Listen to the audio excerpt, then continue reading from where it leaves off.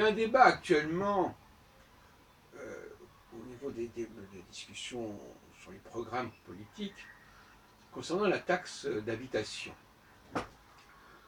Et ça ne plaît pas beaucoup aux maires que quelqu'un comme Macron propose de supprimer cette taxe d'habitation. Alors je voudrais élever le débat, bien entendu,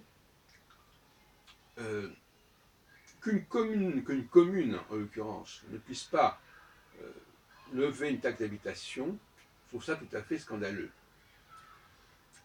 Mais ce n'est pas uniquement pour une commune.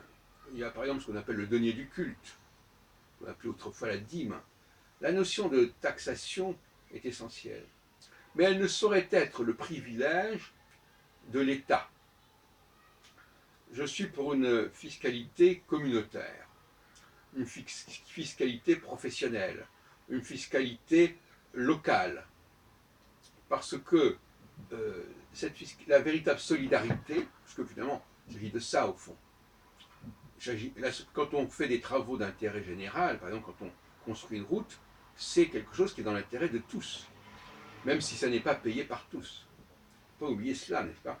C'est que nous bénéficions, de toute façon, en dehors des questions de reversement, d'allocation, nous bénéficions de travaux qui vont être à notre bénéfice, même si nous n'avons pas été imposés de manière significative.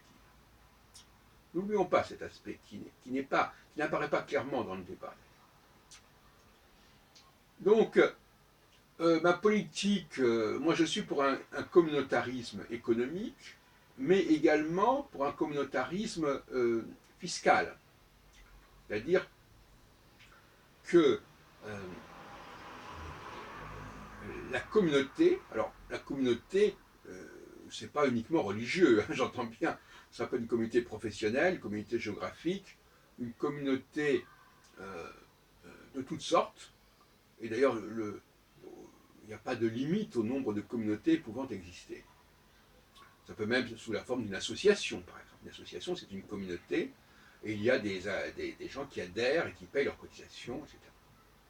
Donc, nous vivons déjà dans un système de ce type, où il y a une taxation sous forme de cotisation, même sous forme de consommation, d'une certaine manière, de produits, c'est une forme de taxation aussi.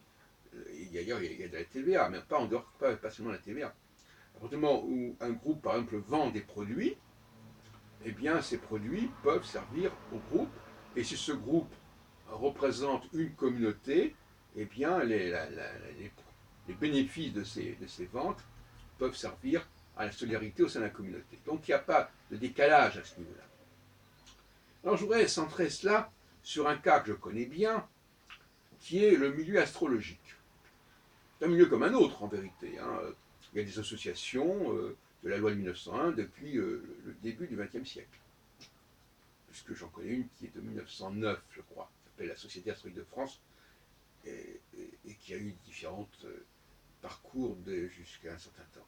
Alors, mais parlons des structures associatives actuellement existantes dans le milieu astronomique français, francophone si on préfère. Visiblement, le problème qui se pose, c'est que c'est quand même un milieu professionnel, on veut ou non. Il y a des gens qui sont des praticiens. Et c'est vrai d'ailleurs aussi pour d'autres communautés professionnelles assez proches, comme les voyants, etc. Et le fait est que ces associations, parfois des syndicats, ou ces associations ne font pas ce qu'elles doivent faire. C'est-à-dire qu'elles n'imposent pas à leurs membres des taxes suffisamment intéressantes pour leur permettre de mener une politique de solidarité. Et quand j'emploie le mot solidarité, c'est aussi, tout simplement, comme je l'ai dit tout à l'heure, d'instaurer des services d'intérêt général, des bibliothèques, des centres de recherche, etc., des centres de formation. Donc, la solidarité, c'est aussi cela. Hein. C'est pas simplement d'aider quelques personnes, etc., à faire ceci ou cela, parce qu'elles n'en ont pas les moyens, c'est de donner à la communauté des moyens.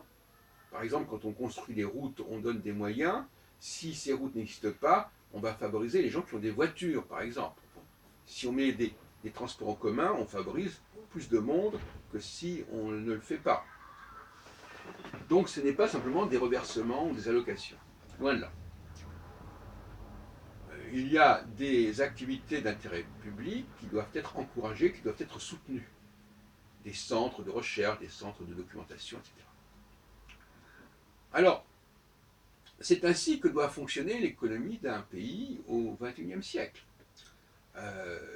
Qu'il y ait des activités à l'État, au stade étatique le plus élevé, ou au stade fédéral, c'est une affaire, entendu, ce n'est pas la question. Mais il doit y avoir beaucoup plus d'importance accordée aux communautés proches, c'est-à-dire dans la vicinité, dans la proximité, dans la similitude aussi d'une certaine manière, hein, qui s'assemblent, se ressemblent. Bref, une personne ne peut pas exister uniquement en tant qu'individu.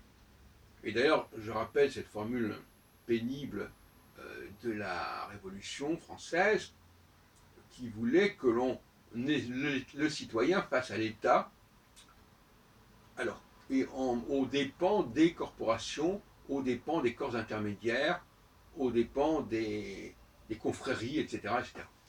Bon, ça, c'est tout à fait regrettable. Et nous continuons à vivre sous ce régime qui a été instauré de méfiance, où on veut enlever du pouvoir aux confréries, aux communautés. C'est pour ça que le mot communautarisme, communauté, est si mal perçu en France. C'est l'héritage de la Révolution.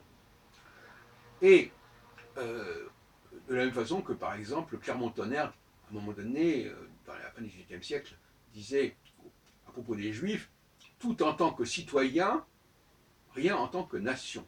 Et quand ils employaient le mot nation à cette époque-là, ça voulait dire en tant que communauté. Donc on veut bien intégrer les Juifs, mais ça peut être valable pour n'importe quelle autre catégorie, à condition qu'ils ne soient traités qu'en tant que citoyens, et pas au sein d'une communauté qui les connaît, qui les côtoie, et qui les côtoie. Ça, je trouve ça tout à fait fâcheux. Et c'est à remédier. Il faut y remédier. Donc, pour revenir au milieu astrologique, force est de constater qu'il ne peut pas y avoir de solidarité, d'activité d'intérêt général, d'organisation de services d'intérêt général, s'il n'y a pas une taxation. Et une taxation qui n'est pas simplement le fait de payer une cotisation. D'ailleurs, ces cotisations qui sont payées, elles servent, elles n'ont pas une grande efficacité, elles n'ont pas un grand pouvoir. Il y a un décalage absolument énorme entre les sommes qui entrent dans les poches des praticiens de l'astrologie et les sommes qui arrivent au niveau des associations ou des structures d'intérêt général. Le fait est là. Bon, alors effectivement, ces gens-là payent des impôts, on est bien d'accord là-dessus. Mais il faudrait impérativement que des structures existent qui puissent récupérer de l'argent auprès de ces professionnels, quitte à ce que ces professionnels payent moins d'impôts par ailleurs. Parce que quand on laisse les choses au niveau de l'État, eh bien l'État, il profite, il va favoriser telle et telle communauté ou telle et telle priorité, et il peut très bien ignorer d'autres priorités parce que tout simplement, ça ne lui paraît pas essentiel.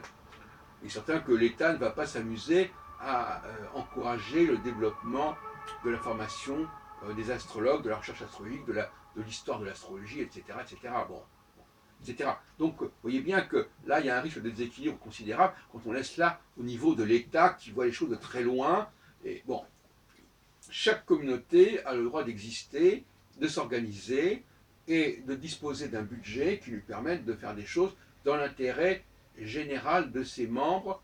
Et quand je dis membres, c'est dans tous les sens du terme, à la fois ceux qui ont cotisé, et ceux qui font partie de facto de cette communauté.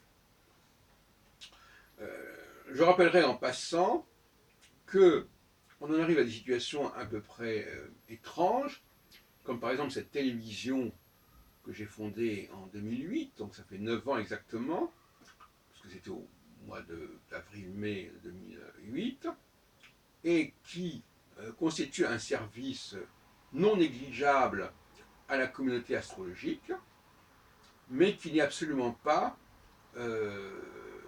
subventionné par cette communauté astrologique. Je ne reçois pas un centime de la part des centaines de personnes, notamment des astrologues, qui sont filmés, qui ont été défilmés, et dont les vidéos continuent des années après à circuler et qui leur servent et qui servent de vitrine à la vie astrologique. Voilà. Donc finalement, effectivement, on s'en sort de cette façon, avec des gens qui s'occupent de faire fonctionner des services d'intérêt général, mais qui ne sont pas subventionnés par le milieu professionnel concerné. Et je le dis aussi par rapport au milieu, la corporation, disons, des voyants et des médiums, à laquelle nous avons consacré depuis quelques années énormément de vidéos, et qui, elle aussi, ne nous reverse aucune somme, parce que tout simplement, elle n'en a pas les moyens, elle ne s'en est pas donné les moyens, mais le fait est là aussi. Voyez-vous, donc finalement, on a affaire à des services publics, dans ce cas précis, de télévision, la téléprovidence, qui existent, mais qui ne correspondent pas pour autant à un fonctionnement correct des groupes qui sont concernés par cette télévision. C'est-à-dire qu'ils n'obtiennent pas une taxe, qui ne perçoivent pas une taxe. Alors, comment pourrait-il percevoir une taxe? Je pense que là, l'État devrait mettre à la disposition de ces différentes communautés des moyens de percevoir ces taxes, tout comme les maires ont les moyens, par le biais, je suppose, du Trésor public, d'obtenir le versement de taxes à ceux qui ne veulent pas les payer dans leur commune. Eh bien, il doit y avoir aussi des moyens de coercition de la profession astrologique ou la profession de voyant qui sont mis à la disposition des communautés ou des corporations. Et donc, il est essentiel que l'État reconnaisse qu'il y a des corporations dans le domaine de l'astrologie et de la voyance, et que ces corporations, elles doivent être structurées et qu'elles doivent donc disposer des moyens de lever des taxes et des impôts dans l'intérêt général de la dite corporation et de la dite communauté.